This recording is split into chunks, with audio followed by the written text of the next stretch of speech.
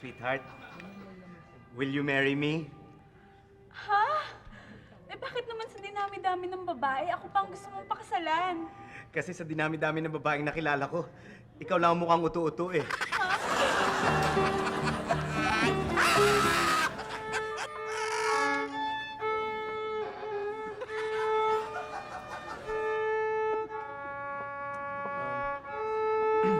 Darling, will you marry me?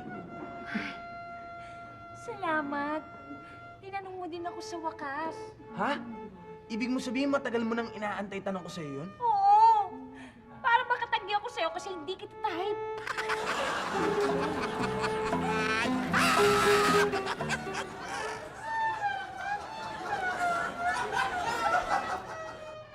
Galing.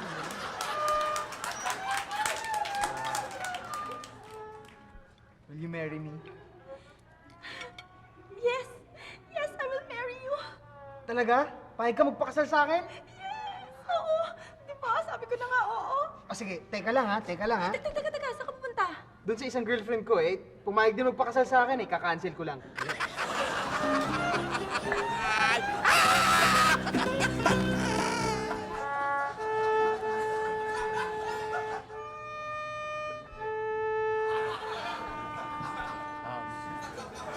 Will you marry me? Ikaw talaga masyado kang makakalimutin. Hindi mo ba alam na kakakasal lang natin?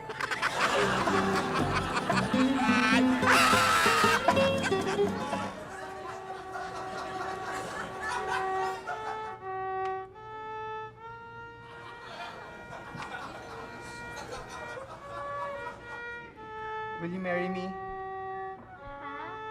Eh, magpaalam ka muna sa kanya. Ha? Sa kanya? Ba't magpapaalam pa ako sa kanya? Eh, siya ang tatay ko eh.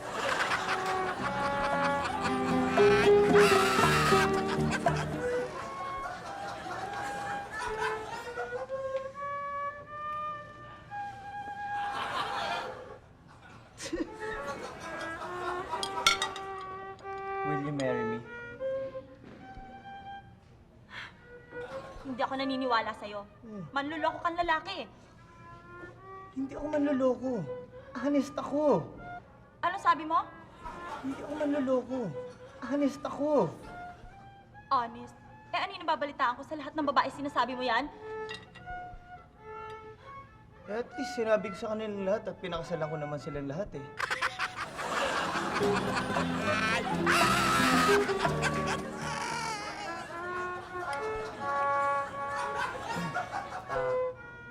Will you marry me? Talaga? Niyayaya mo akong magpakasal? Excuse me, sir. Pwede ba sa kabilang restaurant na kayo mag-propose? Bakit? Eh, hindi makakain yung mga customer dito, nasusuka eh, oh. Nakadiri kayo. Kaya ma'am?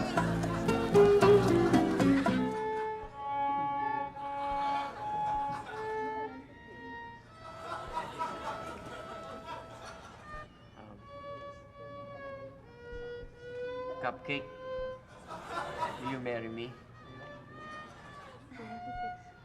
Bakit naman bigla mong naitanong sa akin yan? Alam mo na, naisip ko kasing pakasal na kita dahil ang gastos mong ka-date eh. Sobra kang magastos. Yun mo, yung mga restaurant na ganito, mahal-mahal. Para matapos mo.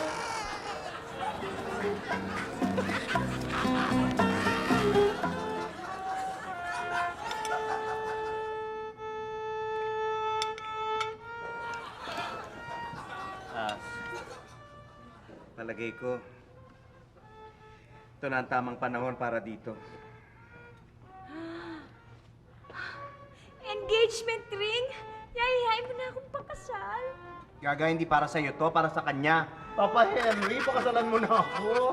Ang galing-galing mo mag-violin, paparabili pa na kita.